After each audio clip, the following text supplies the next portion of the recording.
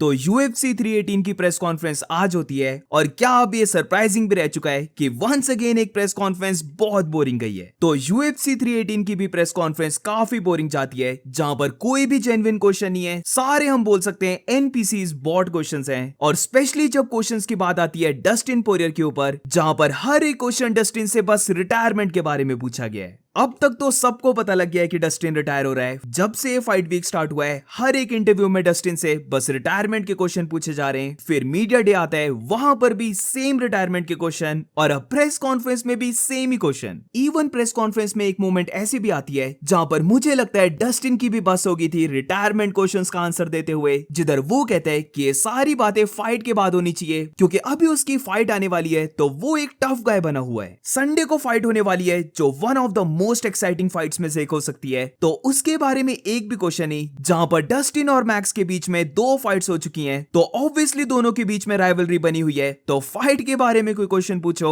But ऐसा कोई भी क्वेश्चन नहीं पूछा जाता है। और पता नहीं वो दिन कब आने वाले हैं जब फिर से प्रेस कॉन्फ्रेंस एंटरटेनिंग बन जाएगी, जहां पर मन करे कि रात को उठकर भी प्रेस कॉन्फ्रेंस देखें, क्योंकि अब तो ऐसा लगता है कि आराम से सो जाओ, जब टाइम मिले तब प्रेस कॉन्फ्रेंस देखो, क्योंकि पता है कि प्रेस कॉन्फ्रेंस में कुछ होने तो वाला नहीं है। तो टू बी ऑनेस्ट कोई एक्साइटमेंट ही नहीं रह जाती है कि प्रेस कॉन्फ्रेंस देखी भी। अब एंटरटेनमेंट की जब बात करते हैं, तो माइकल जॉनसन और डैनियल जेल्यूबर ने थोड़ी सी ट्रैश टॉक की है, और वो देखने में सच में मजा आया। उसके अलावा अनइंटेंशनल वे से पॉलो कोस्टा प्रेस कॉन्फ्रेंस के बीच में जो हरकत करने लग पड़ता है, जहां पर उसकी पूरी बॉडी शेक हो रही होती है, तो वो देखना फनी था। बट इन 2 मोमेंट के अलावा बाकी सारी प्रेस कॉन्फ्रेंस बोरिंग गई है। तो प्रेस कॉन्फ्रेंस स्टार्ट होती है, और जो पहली चीज डस्टिन ने बोली है, वही तुम बोल सकते हो सबसे मेन चीज थी डस्टिन के बारे में, जहां पर वो कहता है कि फाइटिंग के टाइम उसकी नेचुरल एबिलिटी है स्क्रैप करने की, यानी कि ब्रॉल फाइट करने की, जहां पर वो कभी भी नहीं देखता कि वो जैब करके सर्कल अराउंड करे, बल्कि हमेशा वो देखता है अपने ओपोनेंट को फिनिश करने का। वो जानता है कि मैक्स हॉलोवे भी ब्रॉल करने से नहीं डरता है। तो जैसे उन्होंने पहले फाइट की थी, वैसे ही ये ट्रिलॉजी फाइट भी हेड ऑन कोलिजन रहने वाली है, यानी कि दोनों फाइटर्स ब्रॉल करेंगे। अब इसके बाद मैक्स हॉलोवे की बात करें, तो सबसे पहले मैक्स हॉलोवे को बहुत ही कम लोग बू कर रहे होते हैं, बट मैक्स हॉलोवे को यहां पर विलन बनना है, तो इसीलिए वो खुद ऑडियंस को एनकरेज करता है कि वो उसे बू करें और डस्टिन पोरियर को चीयर करें। तो it's looking like clearly max Holloway ने इस फाइट के लिए विलन रोल को एक्सेप्ट कर लिया है, और इसीलिए मैं चाहता था कि जो मैक्स ने इंटरव्यूज में बोला है कि वो डस्टिन की रिटायरमेंट को स्पॉइल करने वाला है, वैसे क्वेश्चंस रिपोर्टर्स मैक्स हॉलोवे से प्रेस कॉन्फ्रेंस में पूछें, क्योंकि वी नो कि मैक्स हॉलोवे ने कुछ ना कुछ बोलना था ताकि लोग उसे और ज्यादा बू कर सकें एंड ओवरऑल प्रेस कॉन्फ्रेंस देखने में मजा आ पाए। बट सैडली रिपोर्टर्स ऐसे क्वेश्चंस को पूछते हैं जो हम में से भी कोई इजीली पूछ सकता है। एनीवेज बीएमएफ बेल्ट की बात करते हैं, जहां पर डस्टिन पोरियर बोलता है कि उसे चाहिए कि लिल वेन बेल्ट को रैप करे, और मैक्स हॉलोवे भी इसके लिए एग्री करता है। तो फाइट से पहले अब डस्टिन पोरियर लिल वेन के साथ एंट्री मारेगा,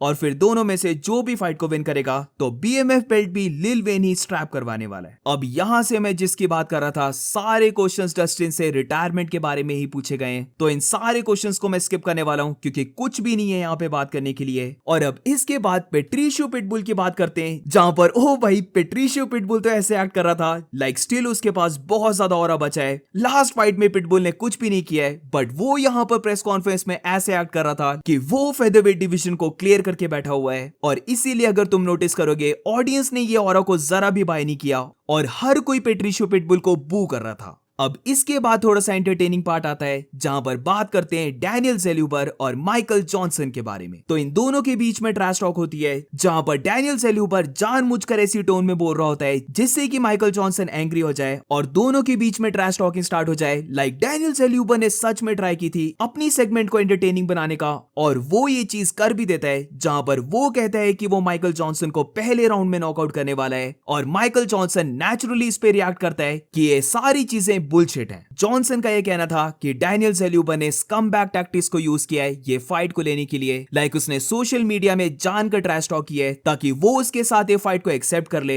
और यहीं पर डैनियल जेल्यूबर उसे कट करते हुए बोलता है कि यस उसने ट्रैश टॉक की और ये एक्चुअली में वर्क भी कर गया, तो shut the fuck up. Michael Johnson यहां पर बोलता है कि एट दिस पॉइंट डैनियल जेल्यूबर का लगता है कि वो उसकी फाइट्स का फैन बन चुका है, और ये बात डैनियल जेल्यूबर एक्सेप्ट भी करता है कि हाँ वो उसका फैन है, वो उसे बहुत टाइम से देखता आ रहा है। और ये सुनते हुए माइकल जॉनसन बोलता है कि डैनियल सेल्यूबर से ये थोड़ा सा गे है कि वो उसको लेकर ऑब्सेस्ड हो चुका है। दोनों के बीच में इतनी भी ज्यादा कोई ट्रैश टॉक नहीं हुई है, बट क्योंकि दोनों ने एक दूसरे को रिप्लाई दिया तो ये सेगमेंट देखने में मजा आया। पर इसके बाद केविन हॉलैंड और डैनियल रॉड्रिगेज के बारे में बात करें तो दोनों ने एक एक लाइन को कुछ बोला है जो मुझे सच में याद भी नहीं है, बट मुझे इतना याद है कि केविन हॉलैंड ने जो ट्राई की थी पंच लाइन बोलने की वो जरा भी ऑडियंस के साथ नहीं बैठी और इसलिए इस लाइन पर कोई भी पर्सन रिएक्ट नहीं करता है। सेम चीज डैन इगे के बारे में भी बोल सकते हैं जहां पर उसने बहुत ही बेसिक सा आंसर दिया है। तो स्किप करते हुए अब बात करते हैं पॉलो कोस्टा के बारे में। अब पहले से ही पॉलो कोस्टा वाइल्ड नहीं हुआ था,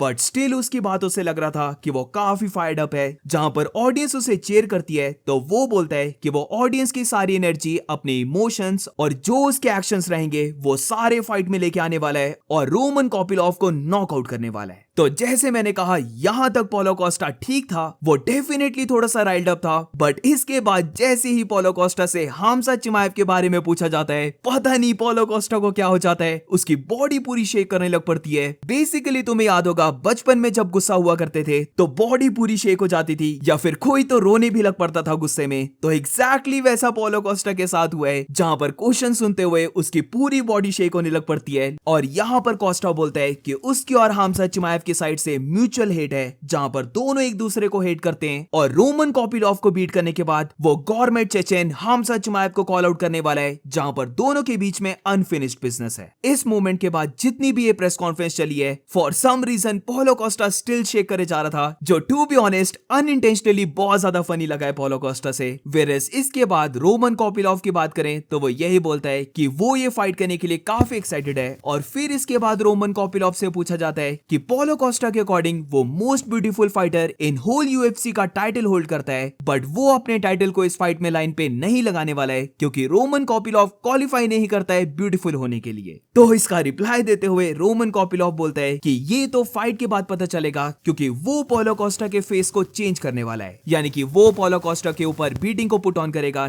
जिससे कि Paulo Costa no longer beautiful दिखेगा। समवट बोल सकते हैं कि ये सेगमेंट भी देखने में थोड़ा सा मजा आया। बट इसके बाद मैक्स हॉलोवे और डस्टिन पोरियर की बात करें तो वंस अगेन मैक्स हॉलोवे चाहता था कि लोग उसे और ज्यादा बू करें और डस्टिन पोरियर को क्लैप करें। वेयरएज डस्टिन पोरियर की बात करें तो वंस अगेन उससे बस रिटायरमेंट के बारे में क्वेश्चन पूछे जाते हैं। तो दैट्स इट गाइस, बस ये पूरी थीम थी प्रेस कॉन्फ्रेंस की, जहां पर मेन इवेंट फाइटर से कुछ पूछा नहीं गया, बस रिटायरमेंट के क्वेश्चंस पूछे गए। और पॉलो कोस्टा से तुम बोल सकते हो ज्यादा क्वेश्चंस पूछने चाहिए थे डैनियल सेल्यूबर और माइकल जॉनसन, जो इकलौते ऐसे फाइटर्स थे जिन्होंने थोड़ी सी ट्राई की थी ट्रैश टॉक करने की, तो उनसे भी ज्यादा क्वेश्चंस पूछे जाने चाहिए थे। बट क्या ही कर सकते हैं, एमएमए रिपोर्टर्स के कोई भी जेन्युइन क्वेश्चंस नहीं रहते हैं। सो ये थी पूरी press conference and I really hope कि प्रेस कॉन्फ्रेंस की तरह फाइट्स बोरिंग ना जाएं, बल्कि एटलीस्ट हमें फाइट्स तो एंटरटेनिंग देखने को मिल जाएं। तो अगर तुम्हें वीडियो अच्छी लगी हो तो make sure to like and subscribe. मिलते हैं नेक्स्ट वीडियो में।